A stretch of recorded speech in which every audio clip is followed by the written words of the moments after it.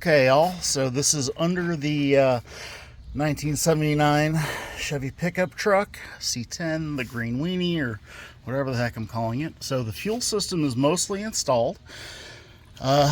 This is the plastic Dorman fuel line kit with their fittings and their fuel lines. We've got a 3/8 feed, we've got a 5/16 return, we've got a filter. This silver stuff is the abrasion and heat resistant tube cover that I found. I plan on using this on the electrical stuff down by the starter too, the cables. This should hopefully help this to last a long time. These hoses are claimed to be OEM quality and fit for a lifetime repair, so hopefully that'll work out here. So if you notice, everything is attached nicely with hose clamps, and I went ahead and drilled and inserted nut zerts into the frame, so that's all done that way, and then it runs up to under the hood. Okay, so here up under the hood, I have my two fuel lines, my feed and return. They're cut nice and short so they can fit onto the fuel line, the hard lines there. I need to take those fittings off and press them on here to these, and I will show you how to do that. Okay, so this is the kit I'm using to make these fuel lines. It is the Dorman kit. You see it right up here in this corner, part number 801-600. It comes with the press tool, which is literally just a soft clamp, a quick clamp for woodworking or something. And then it comes with all the fittings to make the kit usable.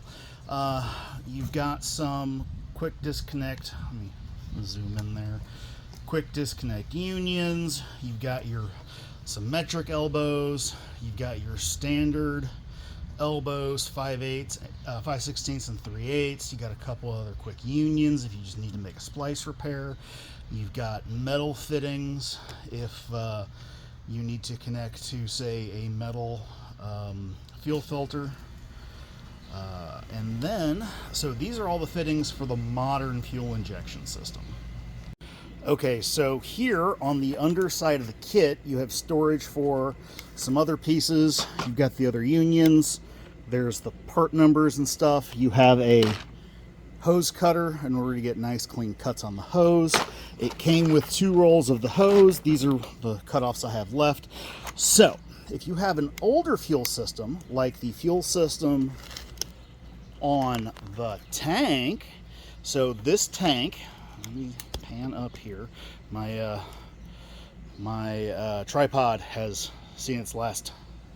So anyways, this tank is an 87 tank, which was a fuel injection year for out of a C10 half-ton with a 305 V8 fuel injected throttle body. That was what was offered that year. And that's the sending unit for it.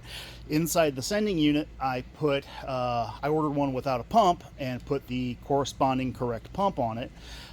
It's got factory wiring there, and if you see on there, I have fittings, and those fittings, turn back over here, yeah, those fittings are these fittings. So this is the 3/8 fitting box of fittings. So this connects the old 87 style fittings to the hose. So it's 800-082.5. The 800, best I can tell, that is Dorman's designation for fuel system. And the 082 is the part number for this particular fitting, and the 0.5 means it's a 5-pack. So I have 4 pieces in here, 1 piece is on the truck already. That's a 5-pack. So if you want 1 piece, you would order just the 800.082. If you want the 5-pack, it's 0.082.5. Super simple. Okay, so let's go over to the hood, under the hood, where I've got those two last fittings to put on. Oh, fuck me. Okay, so to install this, we have the grip squeezy assembly. We have, make sure I got that. I probably didn't. The grip squeezy assembly. We have, for the better of a different term, the anvil. They call it an adapter. This is what the fitting slides on to make sure you get a good press into the tube. And then these are the plates that squeeze the hose onto the squeezy adapter bitty and holds them tight. So if you notice, come on, so this side, you got two halves. They're identical, they're mirror images, they're not identical. Quarter, 5/16, 3/8, and the corresponding spaces for the bar on the squeezy do. You've got the grooved sections here are for gripping the hose, and the ungrooved section is where you squeeze the fitting onto the hose. So you put the hose in, and it should end just proud of that surface. Okay, so I'm gonna put that on and show you.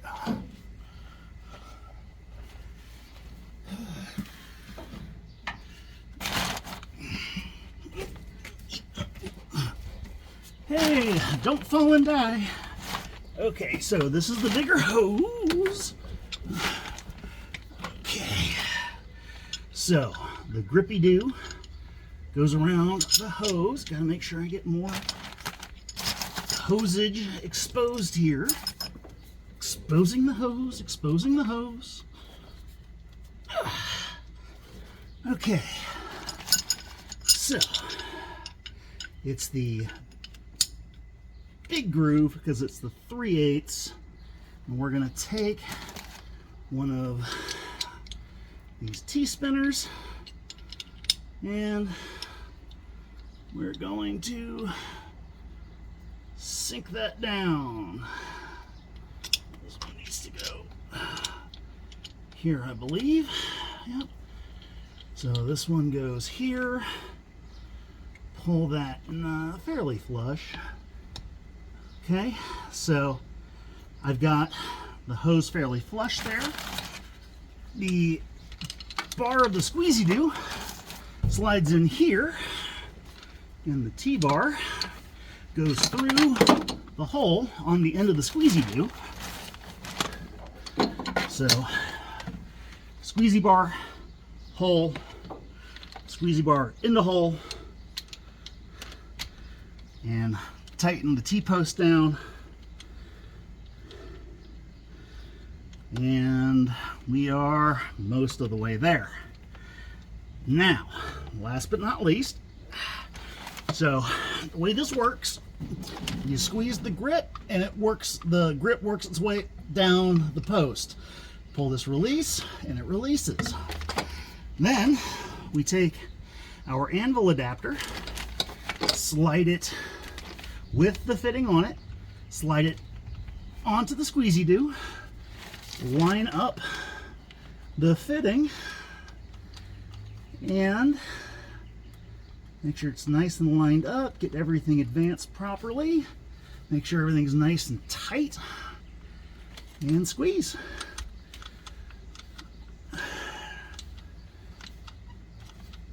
Okay, now the one downside to this is you have to completely take apart these T-pieces to get the assembly apart.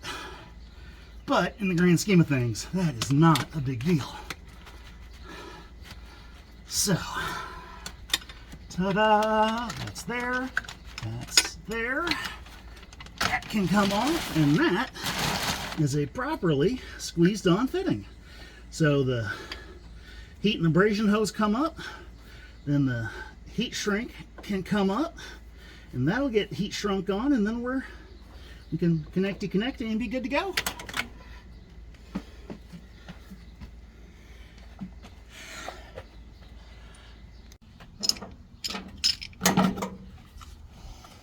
Okay, shit, losing stuff.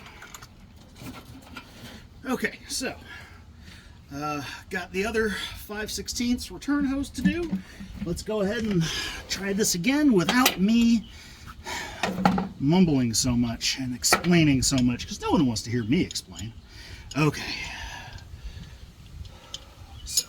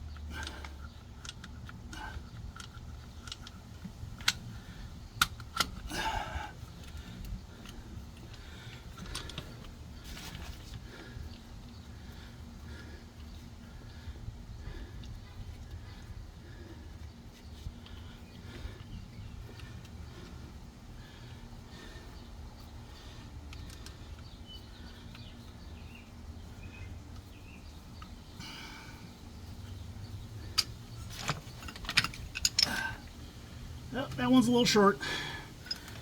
Okay, I gotta readjust myself. Okay.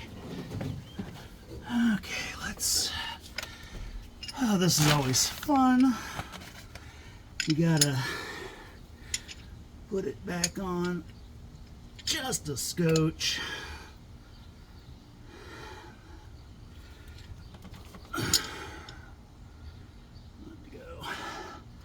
Just a touch further back. Nothing crazy.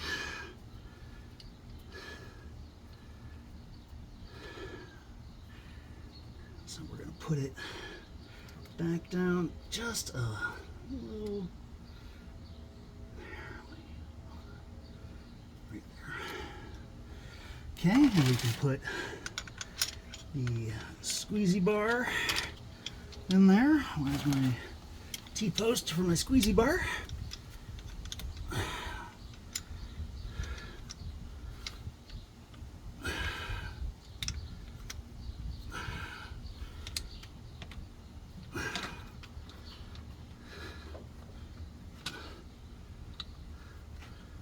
There we go. Okay, T-post is tightened on the squeezy bar. T-post is tightened around the hose. Oops. And it looks like it slid out a little bit. Let's pull that back up.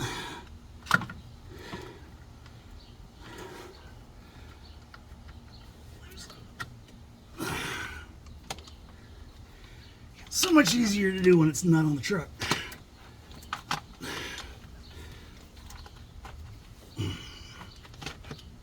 Okay, that should do that. Tighten that, squeeze that.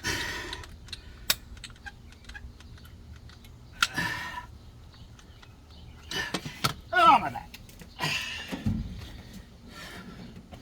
Oh man, back gave out.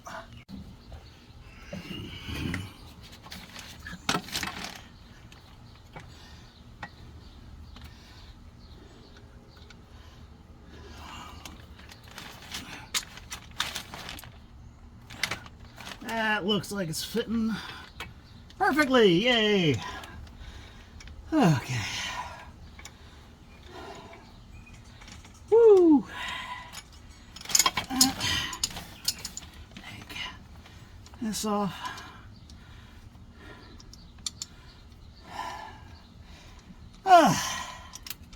Moved to Indiana, they said.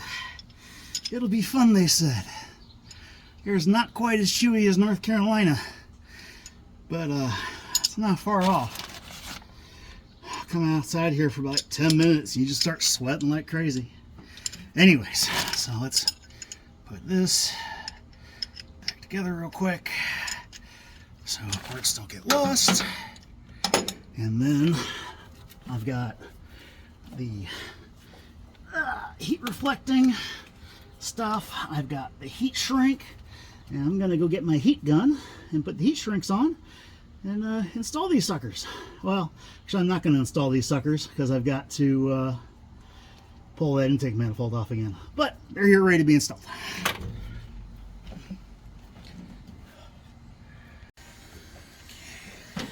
Let's heat shrink these lines.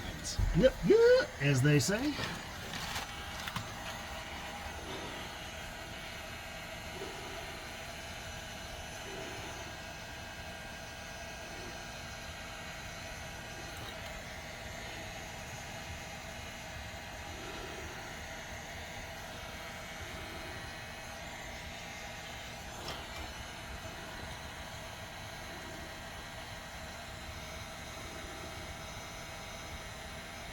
Oh, there we get some shrinkage. Shrinkage.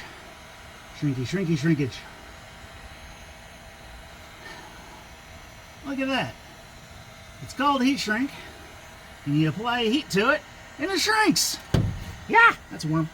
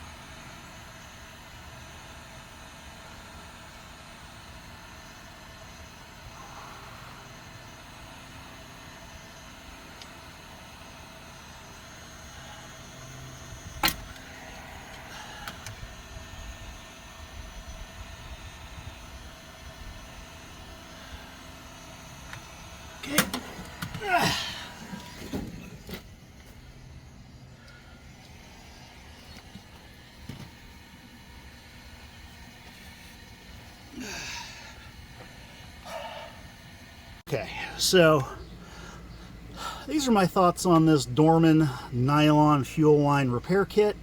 Again, the kit is part number 801-600. They have another kit for doing steel. There is actually another one of these nylon kits that is bigger and has more fittings, but this comes with the basics. So it's really simple. It's really clean. It works really well. I do have one small problem. Dorman decided to color code these fittings, which I think is an absolutely wonderful thing. But here's the problem. This red is a 3/8 straight. This blue is a 5/16 straight. And that's it. So if I need a 5/16 90, that's green. If I need a 3/8 45, that's green. If I they're color coded, but the colors don't make any sense. Why isn't all the 3/8 red, and why isn't all the 5/16 blue, and why isn't all the 1/4 inch green? Why is this so hard? I don't understand. But other than that, the kit seems pretty awesome. I am having a little bit of issues with the fittings over on the sending unit, but I think that's the sending unit problem, and I will deal with that another day because I am hot and sweaty.